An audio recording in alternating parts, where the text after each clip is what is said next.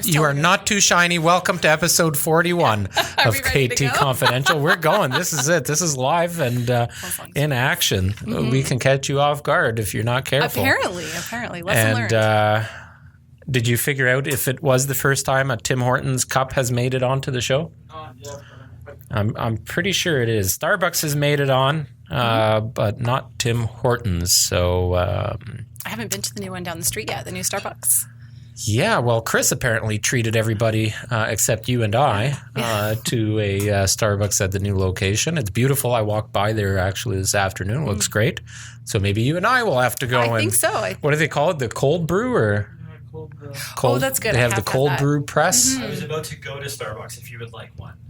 I'll be departing for the afternoon after this podcast, so I'll have to take IOU. I haven't decided yet. Okay. I am without vehicle, so Chris drove me in this morning. Oh, really? Have a good podcast. Thanks. Yeah, my car doesn't arrive until probably early to mid-September. Okay. So I'm renting on an on-need basis. Okay. And figured I could use the exercise and walk around town a little bit. Are you going to start riding your bike to work? I've thought about it. Yeah. Alan talks about it, my husband, from time to time. And I'm like, you're going to get there and be covered in sweat and wish you had never done it. Right. And I'm sure you guys don't want me showering in the only sink in the office. No. So there's a sponge there, but no. Yes, probably more effective with the sponge. So welcome to the podcast. Well, thank you. So it's my first one, just a one-on-one. This is your first one-on-one podcast. Adrian is taking his last vacation of the year. He's gone for 10 days, which is a nice little hiatus for him. Absolutely. And then when he gets back, I'm gone for a week. And that's pretty well the end of the vacationing for the summer. Yeah. You had a nice little I just did a little hiatus. getaway. Yeah, just kind of at the beginning of the summer. Took the little one away. Do you guys have anything else planned? Or No, not at the moment. No, you have a day off booked on Saturday? On Saturday, I have a friend's 40th birthday party. Everybody's turning 40. Yeah. So you had a topic that you wanted to talk about today? Well, something pretty interesting came up in the office today, and something I feel like when I meet clients, and a lot of people don't know you can do this. So if a home is sold conditionally, you still have to wait for your finance. You still have to wait for your home inspection. A lot of people don't know you can still go ahead and put an offer on that house. And that's something I feel like we should talk about and educate people on, that there is that opportunity once a home is sold conditionally for you to go in with an offer conditional on that first offer, we'll call it offer A, not going through. And that kind of puts you first in line. So the house doesn't have that opportunity to go back on the market and get multiple offers again. It's a real good point because we don't see a lot of that. And in the busier markets, especially in the GTA, people don't necessarily want to lock themselves into a home that's already sold, knowing that the likeliness of that sale is pretty high. Yes. However, what we've seen in the last 6 to 12 months really is a lot of deals not coming together primarily due to financing. And that could be realtors not doing their due diligence and having an unqualified client, and not necessarily that they're unqualified to purchase a home, but maybe unqualified for that price of home. Yeah. And there are people that are getting quote unquote pre-approvals, but very, very basic in nature to the point where they put in their income and how much of a home they're planning on buying. And the lender will spit out an approval just based on those very, very basic numbers. Yeah, there's not a deep dive into until they see a purchase agreement. And then once they see the purchase agreement, they do that deep dive, as you say, and sometimes things come up in the process. Maybe there's overtime hours, or there's a new job, or there's a debt or a lien that comes up in that search. So we're seeing, a fair amount of homes that sold conditional end up back on the market, and probably more so than I've seen in a very, very, very long time. Absolutely. Yep. So it's good to talk about it. So let's talk about it a little bit. Typical conditions on a purchase now, it's very common to see a home conditional on several things. Could be a home inspection, could be financing, could be review of a condo status certificate. Selling their own home. Could be selling their own home. That's another one that we don't see a lot of, but could be used as well. And out of all of those conditions, the only one that really can blow up a deal as a higher percentage is the one on financing. Yeah. Sometimes you'll see a deal come apart on home inspection. Yes. Somebody sees something wrong with the property. And they're not comfortable with moving forward. And, you had one of those recently. And that one was primarily like foundation leaks, right? Yeah, foundation leaks and some electrical work that my clients were not comfortable moving forward with the possibility of not knowing, what is behind walls when you open them up and what kind of issues there could be. So, yeah. Yeah, the unknown is always there. So older homes, especially when they have a condition on home inspection, you never know how it's going to go. Yeah. Because a home inspection, I always say to any buyer, they have a few options, especially the way our clauses are written. They have a few options. They can accept the home as it is. They can go back to the seller and ask them to repair the deficiency or give a discount on the purchase price because of the deficiency. Or they can walk away from the transaction completely without any penalty. And all parties agreed to sign a mutual release and go about their separate ways. The finance condition is usually an open-ended clause a little bit in the sense that really if a buyer wants out of the deal, they can, get out of it. Yeah. So there are lots of ways for a buyer to get themselves out of a deal, essentially, or for, that property to end up back on the market. You and Steve were chatting about that today, right? Yes, we were. Absolutely. And that house that we were just speaking about with the home inspection has, I believe they took it off for about 2 weeks, fixed the repairs that needed to be fixed, and has now, as of today, put it back on the market. Oh, really? Yep. Just saw that. Yeah. It'll be interesting to see what it sold or sells for. Yeah. Yeah. Listed higher than what it was originally listed for. Yeah. Probably a good call. Yeah. Yeah. And now they've probably invested some money into it to do those repairs. I'm curious, how much more did they list it for? It went up from the original asking price, $19,000. Okay. Yeah. I wish them luck. Yep, absolutely. So what else do you want to chat about today? But that's sorry, before we go down that road, it's a real good point. People have the opportunity to still put an offer in. Yeah. Because you don't know what's going to happen. No, you don't. And right now, as you're saying, with stuff falling through, and if someone really likes, it puts you at the front of the line instead of waiting for it to fall apart, and then it goes back on the market, and then allows other people to jump in there. And if this is a house you really want, I think it's a smart move to put you right at the front of the line. So I'm just going to take it a step further and elaborate a little bit more on that before we move on. Do you have more topics for us, by the way? I sure do. You have a couple? Yeah. Lots to chat about.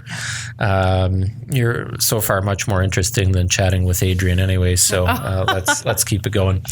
A lot of people are afraid or cautious or don't want to waste their time when they see a home that is sold conditionally. Absolutely. So everybody understands, when a home is sold conditionally, the real estate boards get updated usually within a 24-hour period. And so the brokerages get notified, the agents, the brokers. And if you're a client working with a realtor that you've set up automatic searches and emails and all that, you'll also see that status change. You don't see it on Realtor.ca, which sucks. Yeah. I think that should be one change that happens to the way real estate is broadcasted on the MLS, especially on Realtor.ca. Is it for it to show as it is sold conditional. But basically, people will know that the home is sold conditionally because you call the realtor and they'll say it's sold conditional on home inspection and finance for 5 business days or whatever. Mm-hmm. Most buyers don't take the initiative of seeing that home anymore. Yep. Like if you look at our listings, I would say the showings, the amount of showings on those listings once they're sold conditionally drops at least 60 to 70%. Yep. Although do you find in the last, let's say, 6 months, 8 months, it's changed a little bit? Have you had, I feel like people might be, okay, it's sold conditionally, but when I look on there and I see what the conditions are. I do see that table turning just a bit. Mm-hmm. Like in 2017, I can guarantee you if it's sold conditional, well, was there conditions? I don't know. Not too many conditions at that point. Although speaking about that really quick, there was a home recently in Milton that they were really pushing to take conditions off, and felt like that's something we haven't seen for a little while as well. Yeah. Taking off all conditions. Yeah, it depends on the home, depends on the price and the demand. Yep, the demand. We've sold a number of homes this year without conditions, just firm deals right out of the bat. I've represented a number of buyers this year where we went in with no conditions because we did not want to lose it or didn't want to compete or what have you. But, the bulk of homes are still now being sold with some sort of a condition. In Halton, Peel, and Hamilton region specifically, downtown Toronto, if you have a semi-detached home within walking distance of King Street, maybe, it's a different story. But, for the primary areas and suburbs of Halton, Peel, and Hamilton region, conditions are probably going to be on the sale. Mm-hmm. Most buyers are afraid to even go and see the house or don't want to take the initiative because they don't want to waste their time. Yeah, they feel like it's already a done deal, although it's not quite the case. Yeah. And a lot of people don't want to get their hopes up. If I like it and it firms up, and then I'll be upset. Well, it's part of the process of buying a house. You might get upset, but don't leave any stone unturned. Just because the home is sold conditional. As an example, I put an offer on a condo last night. I said it this morning in our sales meeting. Nice folks, took them out to see a few properties. They're investing. They want us to manage the property for them. They want to have a tenanted property. I said, okay, let's go out and have a look at some properties Sunday morning. So I had the showings all scheduled on Friday. Mm-hmm. And Saturday night at around 6 o'clock, I got notification of a new listing, which just happened to be a listing that was canceled and then relisted because the property was sold conditional on a finance condition and couldn't get approved, came back on the market. We were the first ones back in there, and hopefully we get a deal tonight. Snap it up. I'll find out in about 3.5 hours. Okay. If you see something that's conditional, you got to go and check it out. 100% agree. Too little inventory on the good stuff that's priced right. You don't know who's going to be approved or not approved. You don't know what they're going to find in a home inspection. And what one person finds in a home inspection that might be a deficiency might be easily overlooked by somebody else. Absolutely. So that home that we're talking about that just went back up on the market for $20,000 more than they originally listed, and they did the repairs and blah, blah, blah. Something like that wouldn't have scared me, but it obviously scared your clients to the point that they weren't comfortable. So to each their own. Okay, what's next on Heather's list? So one of the other things I wanted to talk about, I'm speaking with my friends about what I do, and they come up to me with questions. I've had some friends before I was an agent say they were unhappy with their agent, and they're like, "Oh, I've signed this contract. I can't get out. I want to know, can I fire my agent? And so that was one topic that I thought it might be good to talk about, because sometimes people feel trapped. I've signed this paperwork, I can't go, but they're not marketing my home. They're not doing anything to get this house sold. So it's one thing I thought would be really great to talk about today. Can I fire my agent? Well, what's your answer? My answer is yes, if there is a mutual release.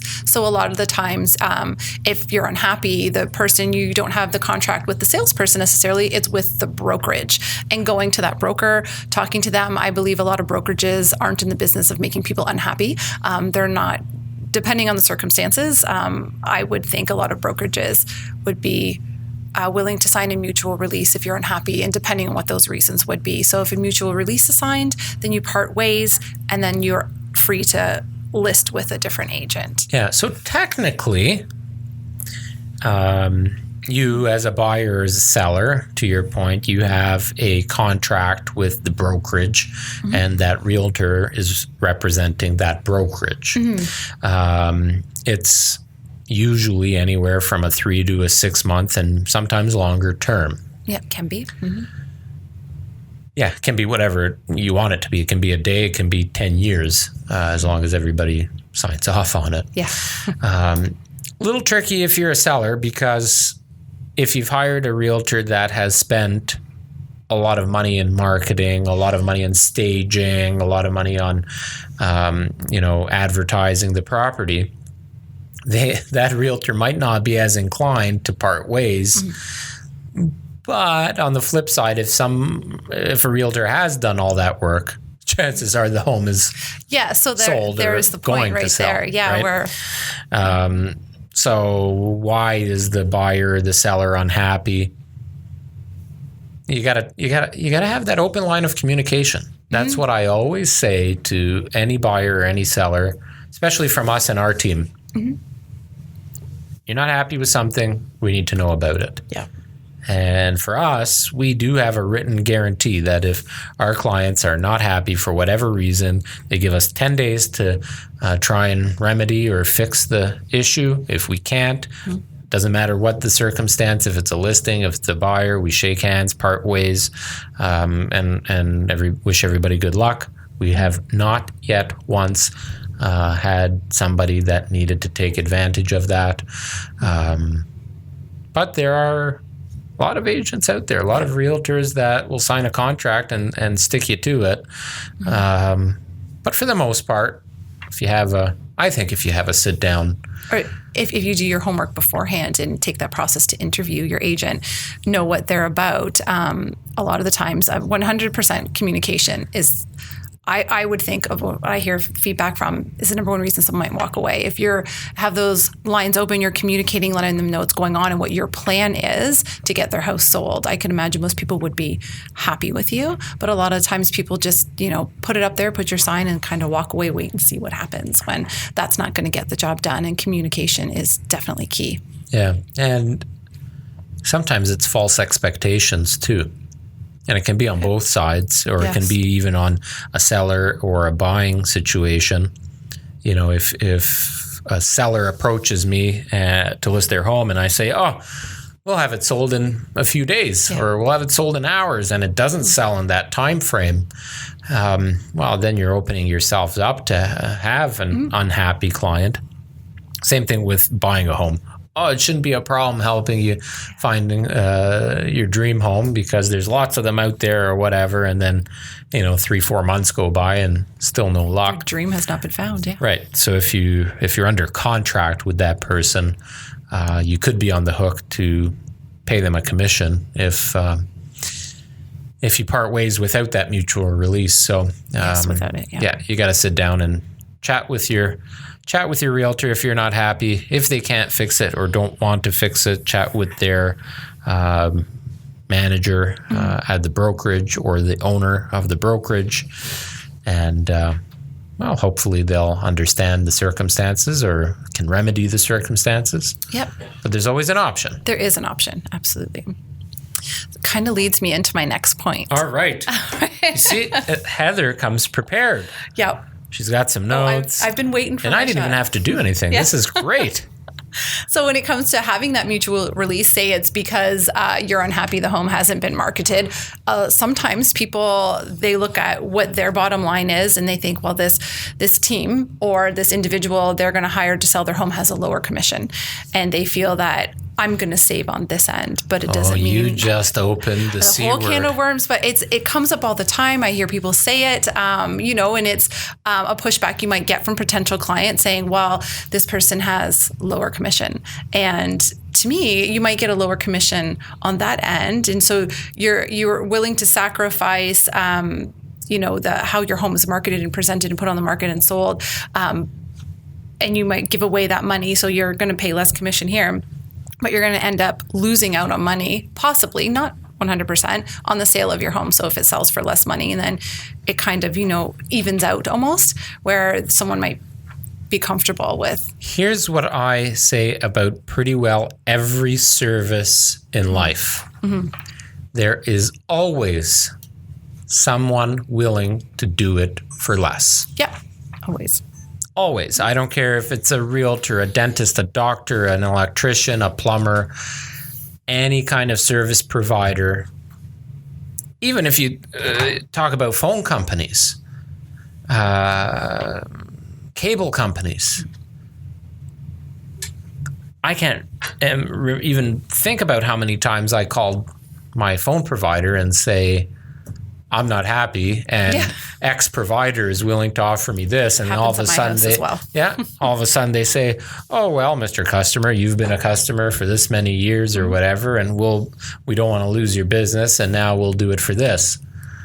Well, why didn't you give that to me, years ago? But that's a whole separate point. There's a lot of service providers always willing to do it for less than you are. So I always say, there's, like for us, we're not the most expensive. We're not the cheapest. We're somewhere in the middle. Our business was built on providing value and great customer service and killer marketing for our properties. and a great environment and knowledge and a wealth of services for our buyers. There's always somebody willing to do it for less than us. Yep. So when you're hiring a realtor, you really got to just feel comfortable with that person, do your due diligence. Mm-hmm. I always say for people, whether you're hiring a buyer agent or a listing agent, interview a few people. Yep. Absolutely. Find who works with you, who you feel most comfortable with. And when it comes down to the commission, know that sometimes, and we're right in the middle of the road, but you're worth it. Your family's worth it. Your home is worth it to get your home sold and get your home marketed the best possible way. So it usually comes up from the listing, process, because people that are buying a home, they really don't care commission because the seller pays the commission to the buying agents or to the buying brokerages. So when somebody's listing their home for sale, just think about it this way. If somebody is willing to list your home for sale and not charge you much money to do it, and there's a lot of services and a lot of brokerages that do that, where is their budget for marketing your home? Aside from what you said, putting a sign in the lawn and kind of just letting everybody else try and sell it. Yeah. There's no budget for marketing. There's no budget for staging. No budget for anything, really, let alone putting any effort into it, because somebody that's willing to, accept a low fee like that, chances are they aren't putting the amount of work into it because they're not really getting paid much. Right? And you most likely will not be happy with how your home is presented. So I'm going to ask you, we sold your home. Oh, yeah. 4 years ago now? Beginning of 2016. Yeah, it was January 2016. Mm-hmm. So 3.5 years ago, we sold your home. You lived on our street. I did. Why? Now, in 3.5 years, our team has changed quite a bit, and we've added a whole bunch of new services and different things now than we did back then. Did you interview any other agents? No, at we that didn't. point? No, but we did a full sit down. Adrian came in and did a full presentation. It wasn't like, okay, we'll just go with you. He came in and did a full presentation. Yep. And knowing what you provided for your clients, we were proud to put the sign on our lawn. Yep. 100%. Well, thanks. Yeah. And the way it was, like, I always thought my house looked pretty good, but then the way you guys came in and just took it up that level, and we had a ton of people through. And yes, it did sell quickly, and we were super pleased. And I see the value in that. I saw the value before. I know the value, and now I'm walking the walk, right? I help other people see that value. You liked as well. it so much, you just wanted to work with us. Absolutely. I feel like it's the best out there. Yep. No one really compares. And that's a little bit of what you pay for. And we're not the only team that provides a good service. There's lots of good services across the country. But you get what you pay for. Yes, I 100% believe like everything that. else in life. Anything else on your list? Nope, those were the kind of main things I talk about with my girlfriends over a glass of wine and a bowl of goldfish, So you joined our team earlier this year. You've been licensed now for a while, over a year. How does your husband feel about you being a realtor? He loves it. He's super supportive. I mean, there's been the ups and downs where, how are we going to juggle everything? Absolutely. We've got a support system in place, but he loves it. He's super proud and tells all his friends about it. And yeah, he's been great. He's been a big help and a big support.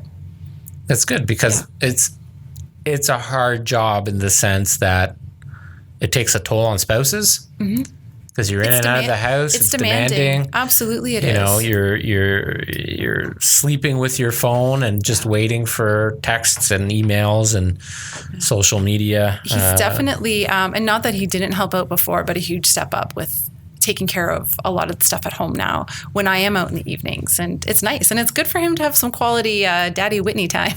Yeah. It's been good. He might like the quiet time. And now when you need some quiet time, you just have to say you're going to show a home. Yep. It's funny. Some of my friends say, oh, you have to work on weekends. And, I love it. I love an open house. I love chatting with adults about real estate. I'm like, what? Love it. Yes. It's okay. It's nice to have that. Absolutely. Well, it's good to be out of the mom role sometimes too, right? Take a little break. Yeah, it is. Yeah. And so I've been doing this for a little while and I love it. Every time I go out there or when I'm meeting new clients, I'm thrilled to be doing it and it makes me happy every single time. You're driving the Tesla today? I didn't see. I am not driving the Tesla today. No, but I drove it all weekend. Oh, did you? Yeah, it ran down the battery. Alan just made it to work this morning. There's a couple of things that I wanted to chat about, but before we do that, shall we get into what the photo? Well, I'd love to see it. What do we got? What do we got? Did I do it right? So are you familiar with what's been added to the podcast? I think Chris has been finding some photos for you guys. Yeah. So we have a photo. Cam's going to pull it up on the big screen here. We're also going to post it when we post the podcast. It's a random photo of a home listed on the MLS. Go. That's not a real photo. Is it? No way. Oh my goodness. I think this is the best man cave I've ever seen. Man cave. Nice. Do you have bubble baths in your man cave? Oh, wow. I love a good bubble bath. Do you? See, I never have one. If you haven't seen one of our very first videos on our YouTube channel, it's under the playlist Real Estate Done Right. It's either the first or second video. I can't remember. And you will see me in the tub in the bubble bath. I can't believe I haven't seen that. With a glass of wine. Well, I know what I'm doing as soon as Have you seen that, over. Cam? Yeah. Oh, my goodness. Wow. So there's a little TV up there? Oh, you're all set. Yeah. So you've got a TV, a microwave. Yeah. How close it is to it. Oh yeah, safety first, right? That does not meet code. I am pretty sure about that. A fridge, a sink, a microwave, a TV, and a huge jetted soaker tub. Wow. I think this might be my favorite bathroom ever. What's the toilet?